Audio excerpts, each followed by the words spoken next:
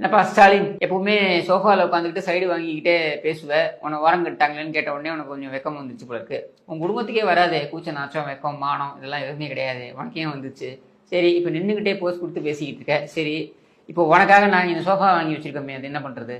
உன்ன மாதிரி ஏதாவது திருட்டு பணத்தில் வாங்கி இருந்தாலும் பரவாயில்ல, குஷன் சோஃபாலாம் வச்சுக்கலாம். எங்களுக்கு கிடச்சது இந்த கட்ட சோஃபா.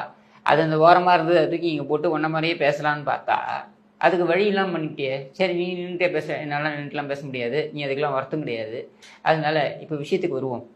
பொதுவா நான் பிறந்த நாள பெரிய அளவுல ஆடம்பரமா ஆர்ப்பாட்ட விழாவா கொண்டாடுறது இல்ல. அதாவது நாங்க நீ எல்லாம் ஏன் பிறக்கிற, நீ எல்லாம் ஏன் பிறக்கணும், நீ எல்லாம் பிறந்து என்ன பயன் அப்படின்னு நாங்க கேட்டுக்கிட்டு இருக்கோம், கேள்வி கேட்டுக்கிட்டு இருக்கோம்.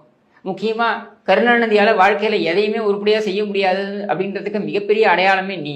பிறந்ததை கொண்டாடுறதுக்கு வேற நாங்க ஆவலா இருக்கோம் நீயா நினைச்சுப்பியா? அது எப்படி என்னுடைய பிறந்தநாளை கொண்டாட வேண்டாம் என்று என்னுடைய உடன்பிறப்புகளுக்கு நான் சொன்னாலும் கூட, நான் அது வேண்டுகோளாக வைத்தாலும் கூட, ஏன் இந்த அறிவு கருணாநிதி உன் பிள்ளைக்கு கொண்டாடினாங்களே, அந்த பேட்டை ரவுடி சேகர் பாபுலேருந்து ஆரம்பிச்சு அந்த மாசு சார் வரைக்கும் எல்லாம் கொண்டாடினாங்களே, அவன் பிறந்த நாளுக்கு அப்புறம் 6 மாசம் வரைக்கும் கொண்டாடினானுங்களே, என்னமோ அவன் பெரிய அப்படியே வீர செயல் செஞ்சுட்டா மாதிரி கொண்டாடினானுங்களே.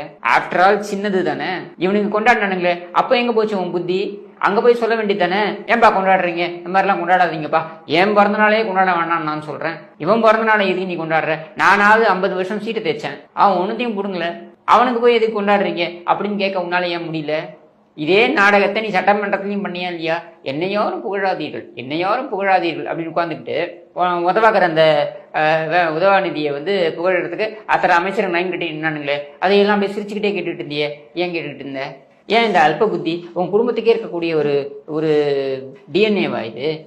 அல்ப புத்தி, உங்க பெருமையை நீங்களே பேசிக்கிட்டு அப்படியே நீ உன் பையனை பாராட்டுறதும் உன் பையன் உன்னை பாராட்டுறதும், 2 பேரும் எப்படிப்பட்ட அயோக்கிய தனத்தை சேர்ந்தவர்கள் அப்படின்றது நீயே வாக்குமூலம், உன் பிள்ளையாண்டானே வாக்குமூலம் கொடுத்துருக்காங்க. 4 பேரும் சேர்ந்து ஒரு படத்துக்கு போனீங்களாம்.